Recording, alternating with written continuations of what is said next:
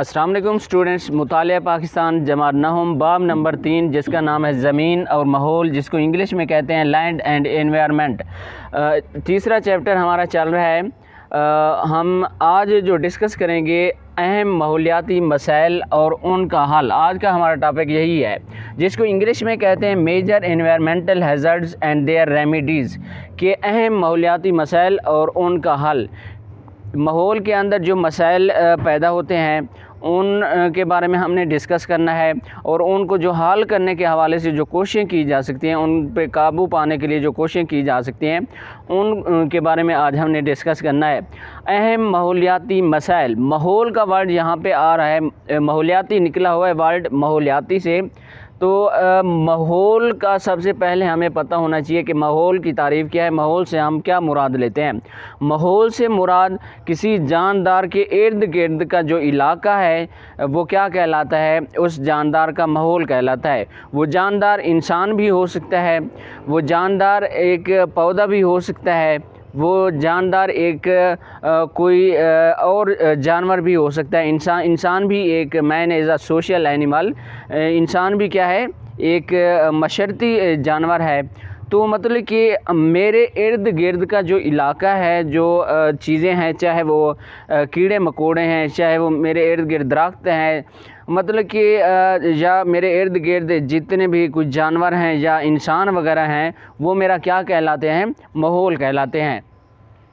तो माहौल से मुराद किसी जानदार के इर्द गिर्द का वो इलाका जो इस जानदार की ज़िंदगी और इसकी सरगर्मियों को मुतासिर करे। कि माहौल से मुराद किसी जानदार के इर्द गिर्द का वो इलाका जो किसी जानदार की ज़िंदगी और उसकी सरगर्मियों, मतलब कि काम काज वगैरह को मुतासिर करे, क्या कहलाता है, माहौल कहलाता है। उस माहौल के अंदर जानदार चीज़ें भी आ सकती हैं, उस माहौल के अंदर बेजान चीज़ें भी आ सकती हैं। तो इस हवाले से जो है हमने डिस्कस करना है।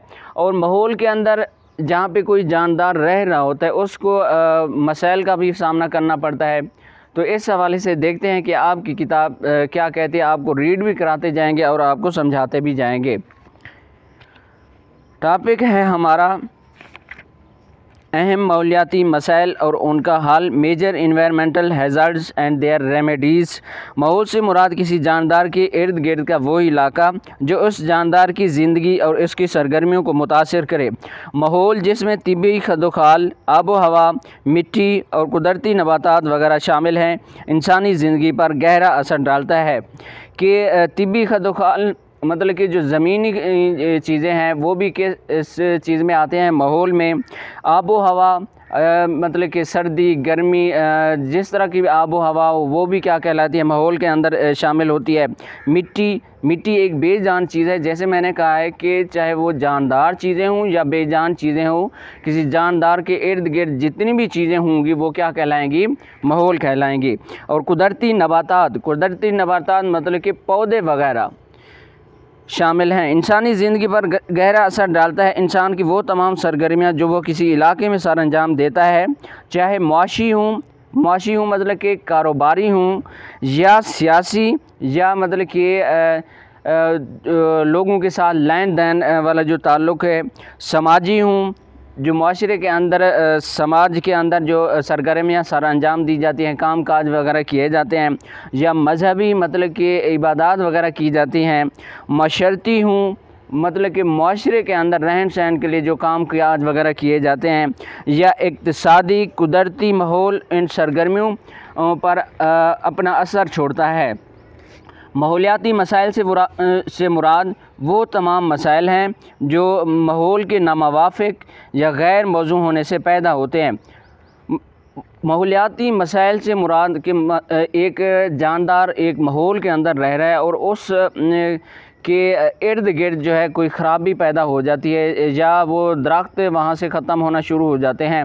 अगर बकरी के माहौल की बात की जाए, अगर जब घास दरख्त वगैरह ख़त्म हो जाएंगे तो साफ ज़ाहिर मतलब कि डिफॉरेस्टेशन जो है उस बकरी के माहौल का हिस्सा बन जाएगी, और बकरी का माहौल जो है वो क्या हो जाएगा, डिस्टर्ब हो जाएगा।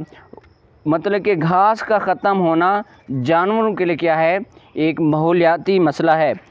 उसके बाद है जैसे ना सिर्फ इंसानी ज़िंदगी बल्कि हैवानी, नबाताती, हैवानी कहते हैं जानवरों वाली, नबाताती पौधों वाली और आबी ज़िंदगी को भी नुकसान पहुंचता है। आबी ज़िंदगी कौन सी होती है?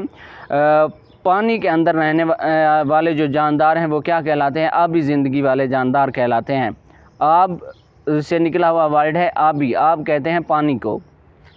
अच्छा, होता यूँ है कि अगर पानी के अंदर जहरीले केमिकल छोड़ दिए जाएँ तो मछलियाँ मर जाएंगी।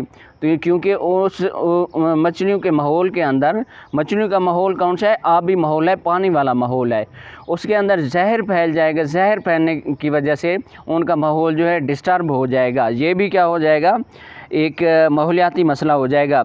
इंसानी ज़िंदगी की इब्तिदा में इंसानी वसाइल और ज़रूरियात महदूद थी, लेकिन जैसे जैसे इंसान तरक्की करता गया इसकी ज़रूरियात में इजाफ़ा होता रहा। कि शुरू में इंसान की ज़िंदगी की जो ज़रूरियात थी वो क्या थी? मुख्तसर थी। जैसे ही इंसान तरक्की करता गया, जैसी आबादी बढ़ती गई, उसकी ज़रूरियात भी बढ़ती गई और मसाइल में भी इजाफ़ा होता गया। अपनी बढ़ती हुई ज़रूरियात को पूरा करने के लिए उसने कुदरती वसाइल का बहुत ज़्यादा इस्तेमाल किया।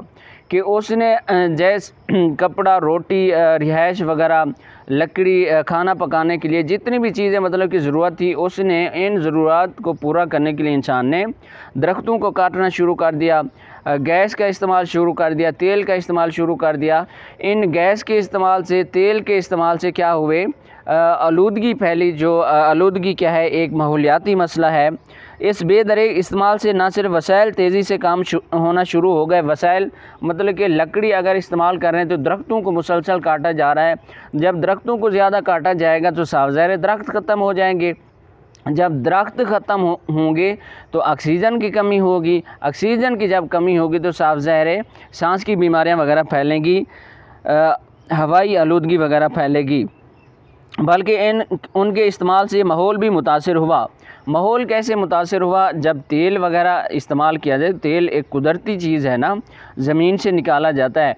जब तेल को इस्तेमाल किया जाता है या गैस को इस्तेमाल किया जाता है, धुआं पैदा होता है। जो धुआं पैदा होता है वो क्या कर देता है? हमारे माहौल के अंदर फ़िज़ाई आलूदगी पैदा कर देता है, हवा के अंदर आलूदगी पैदा कर देता है, हवा को जहरीला कर देता है, जिसकी वजह से काफ़ी सारे मसाइल का सामना करना पड़ता है। टेक्नोलॉजी के इस दौर में भी हमें कई माहौलियाती मसाइल का सामना है। पाकिस्तान के तनाज़ुर में आज हमें जिन माहौलियाती मसाइल का सामना है इनमें से चंद अहम दर्ज झैल हैं। कि जो पाकिस्तान के अंदर माहौलियाती मसाइल हैं वो चंद जो मेन मसाइल हैं वो दर्ज झैल हैं। आलूदगी मतलब कि पानी की आलूदगी भी हो सकती है, वो फ़िज़ाई आलूदगी भी हो सकती है, वो आबी आलूदगी भी हो सकती है, मतलब कि ज़मीनी आलूदगी भी हो सकती है। जंगलात का कटाव, कि जंगलात को जो है मुसलसल काटा जा रहा है, ये भी एक मेन मसला है, जिसकी वजह से जो है ऑक्सीजन की कमी हो रही है। ऑक्सीजन की कमी की वजह से सांस की बीमारियां फैल रही हैं।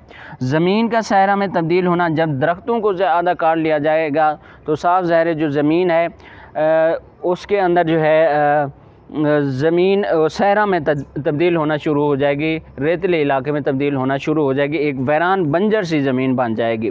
उसके बाद है सेमोथोर, मतलब कि नहरों के निज़ाम की वजह से पानी जो है फसलों की तरफ ले जाने की वजह से खालें, नहरें वगैरह बनाई जा रही हैं, जिसकी वजह से सेम और थोर का मसला पैदा हो रहा है। तो ये मेन मसाइल जो हैं पाकिस्तान के अंदर हैं जिनको हम फेस कर रहे हैं। तो इंशाल्लाह जो नेक्स्ट हमारा टॉपिक होगा वो ये होगा कि आलूदगी को हम डिस्कस करेंगे डिटेल के साथ इंशाल्लाह। तो चैनल को सब्सक्राइब करें, वीडियो को लाइक करें। अल्लाह हाफिज़।